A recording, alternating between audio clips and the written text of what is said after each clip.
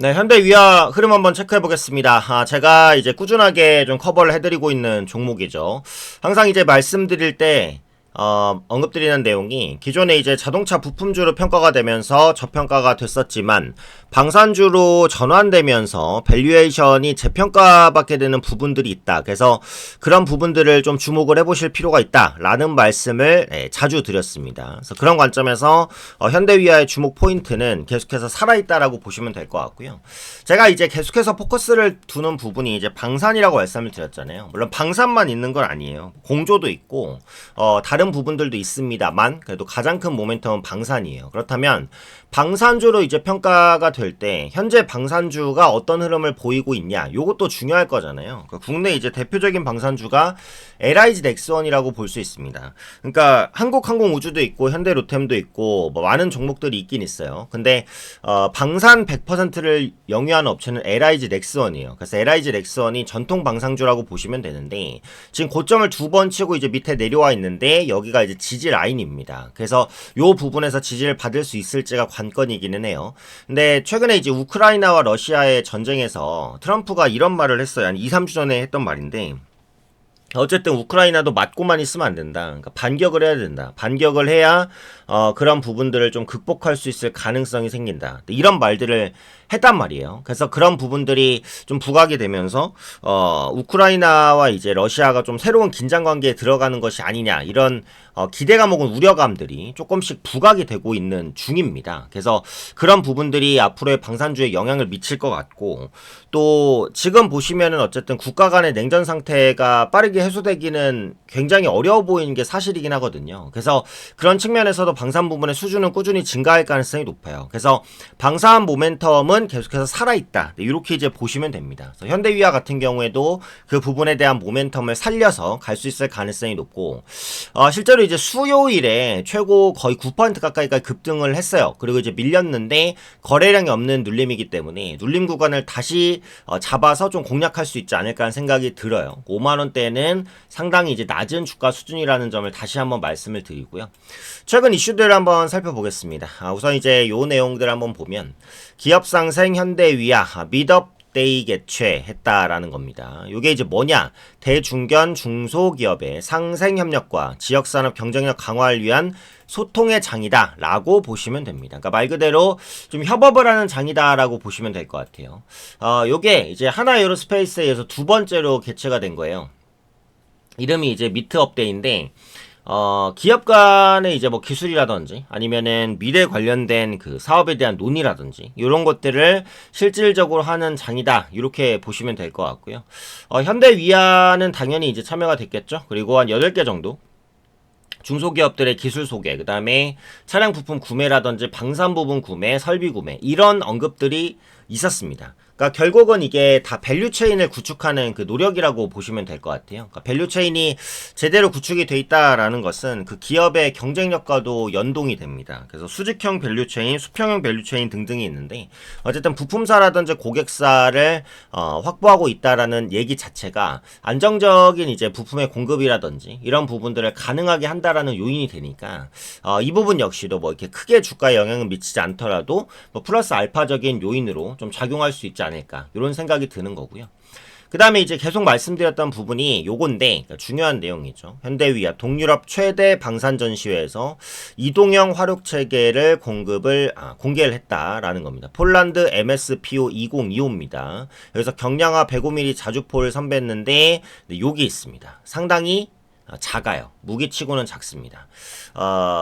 여기서 그 화포에 대해서 말씀을 드렸어요. 화포에 대해서 말씀드렸고 요게 그 대규모의 전쟁에서는 효과를 크게 발휘하기 어려울 수도 있지만 소규모의 국지전 혹은 좁은 곳을 들어가야 되는 전투에 있어서는 상당히 유용할 수 있겠다. 그러니까 앞으로 이제 그 전쟁이라는 게 굉장히 큰 전쟁만 생각하잖아요. 우리가 전쟁이라고 한다면 그죠? 뭐 나라 대 나라가 붙는 굉장히 미사일이 엄청나게 수백 발씩 날아다니는 그런 전쟁을 보통은 상상을 하지만 앞으로는 국지전도 많을 수 있어요. 국지전. 그러니까 특정 부분만 정밀 타격을 하고 반격도 제한되게 하고 그리고 반격이든 공격이든 정확한 목표를 향해서만 공격을 하는 이런 전쟁들이 늘어날 가능성이 높습니다. 왜? 지금은 글로벌적으로 군사기술이 엄청나게 많이 발달했잖아요. 핵기술도 많이 발달했고, 실질적으로 이제 북한도 핵보유국으로 올라왔다라고 봐야 됩니다. 그러니까 글로벌적으로 핵을 보유한 국가도 많아졌어요. 나라 대 나라로 전면전을 하게 됐을 때는 두 나라 모두에 한 나라는 멸망, 한 나라는 정말 돌이키기 힘든 피해. 이런 결과가 나올 수도 있거든요. 그래서 항상 정면 대결보다는 견제라든지 아니면 국지전 형태로라든지 약간의 힘을 과시하면서 서로의 정치적인 싸움에서 이득을 취하려는 이런 제한적인 교전이 있을 가능성이 높습니다. 그럼 그런 제한적인 교전에 있어서는 이렇게 정밀 타격을 하는 화포가 도움이 될 가능성이 꽤 높다. 네, 이렇게 보시면 될 것 같아요. 현대위아가 이번에 그 방산전시회죠. 유럽의 방산전시회인데 여기서 뭐를 마련했다 그랬어요? 단독 부스를 마련했습니다. 단독 부스. 단독 부스를 마련했다는 것 자체가 뭐예요? 우리를 방산주를 좀 봐주세요 라는 의미다. 이렇게 보시면 됩니다. 그래서 모빌리티 기반의 화력체계를 중심으로 전시관을 구성한 것으로 보여지고 있고요. 모빌리티 기반 화포라는 것은 그러니까 화포의 이동성을 향상시킨 것이다 라고 보시면 될 것 같아요. 그리고 기존 화포가 크기 때문에 이걸 일반 차에 싣고서 달리기가 쉽지가 않습니다. 그래서 화포를 좀 경량화, 가볍고 작게 만들고 그 다음에 차에 탑승해서 빠르게 이동해서 타격할 수 있도록 이렇게 이제 만든 거라고 보시면 될 것 같아요. 그래서 이게 이제 그 이동형이긴 한데 사정거리가 아주 짧진 않습니다. 18km 정도예요. 18km면 그렇게 짧은 거리는 아니죠. 네, 충분히 의미 있는 곳까지 타격할 수 있는 사거리를 확보하고 있다. 그래서 중량도 한 절반 이하까지 낮춰져 있다고 그래요. 그리고 헬기에도 요걸 탑재할 수 있다고 합니다. 헬기에도. 그러니까 헬기에 탑재되는 무기는 너무 무거우면 안 되잖아요. 헬기는 그 항공유를 굉장히 좀 많이 먹고 조종사 무게만 해도 꽤 나가거든요. 그래서 무기체계나 이런 게 굉장히 가벼워야 되는데 이게 항공기에도 탑재할 수 있으니까 상당히 이제 활용성이 높을 것으로 그렇게 이제 보여주고 있습니다. 앞으로 이제 현대위아 같은 경우에 그 K2 전차랑 K9 자주포라든지 이런 대구경 화포도 공급을 해요. 그래서 화포 공급 업체로서는 상당히 입지가 큰 업체라고 보시면 되겠고요. 이런 모빌리티 기반의 화력 체계를 계속해서 알릴 것으로 보입니다.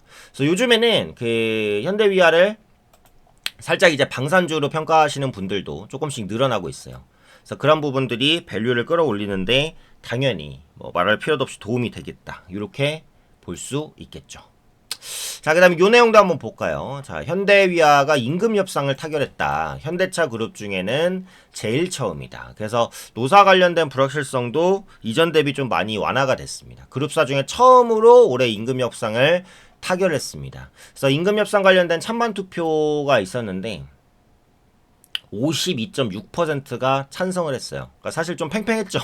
그래서 탄성이 안 될 수도 있었는데 어쨌든 과반이 투표에 그 참여해서 그 찬성표를 던졌기 때문에 일단은 노사 협상이 좀 마무리가 됐습니다. 현대차 그룹 내에서는 가장 빠르게 좀 마무리가 된 거고요. 그러니까 관련 내용을 보면 기본급 9만 원 인상이 됐고 그 다음에 성과금, 경력금으로 기본급 400% 그리고 1250만 원을 지급하는 그런 내용들이 일단 기본적으로 좀 담겼습니다. 그래서 임금 협상을 좀 무난하게 타결했다라는 것이 그러니까 다른 그 노사 업체보다는 조금 이제 그 긍정적인 불확실성 완화 요인으로 작용할 수 있었다라고 생각을 합니다.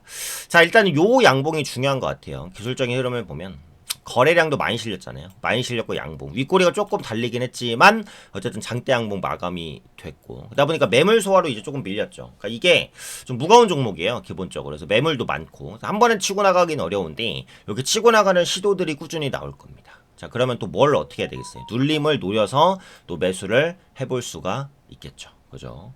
그래서 요런 이제 그 현대위아에 대한 매수 타이밍들 그 다음에 주식 관련된 궁금증 가지시는 분들 많이 신청해 주세요. 지금 영상 하단에 보시면 그 링크가 있습니다. 그 링크를 누르시면 바로 뜨는데요. 주라사대 혜택 신청이에요. 무료입니다. 무료로 제공을 해드리는 서비스고 분석이라든지 대응 전략 필요하신 분들은 여기 그리고 뭐 종목 받고 싶으신 분들은 여기다가 채팅하시고 단타나 종가 베팅 종목 그러니까 현대위아는 조금 이제 무겁죠. 중장기적으로 가져가기 괜찮은 종목이에요. 근데 이제 좀 빨리 내가 단기로 수익을 보고 싶다라고 하시는 분들 여기로 체크하시면 되고, 연락처를 써주셔야지 저희가 무료 정보를 드릴 수가 있습니다. 그래서 연락처를 써주시고, 그 다음에 분석 희망 주식, 궁금하신 사항이라든지 문의사항 자유롭게 써주세요. 이건 자유롭게 입력할 수 있으니까. 그 다음에 제일 중요한 3자 제공 동의를 해주셔야 네, 무료로 저희가 정보를 제공해 드릴 수가 있습니다. 그래서 최근에 이제 주식시장이 뭔가 이제 상승이나 하락 방향은 아니지만 잘 버티면서 개별적인 종목들은 수익을 낼 수 있는 그런 장이에요. 그래서 지금은 이제 종목 성별을 잘 하시면 남들과는 차별화되는 수익을 올리실 수가 있어요. 그래서 지금 매매가 어려우신 분들은 매매를 해서 이제 그 원금을 회복을 하셔야 되겠죠. 그리고 수익을 잘 내고 계신 분들은 수익을 극대화하시기에 또 좋은 시기입니다. 그래서 무료로 제공해드리는 정보들이니까 편하게 좀 이용하시고 부담 없이 신청하셔서 도움 받으시면 좋을 것 같아요. 앞으로 현대위아를 비롯한 특징주 관련된 이슈들 도움드릴 수 있는 내용 위주로 꾸준히 좀 올려드리도록 할 테니까요. 구독과 좋아요도 많이 해주시고요. 앞으로의 영상도 좀 많은 시청 해주시면 좋을 것 같습니다.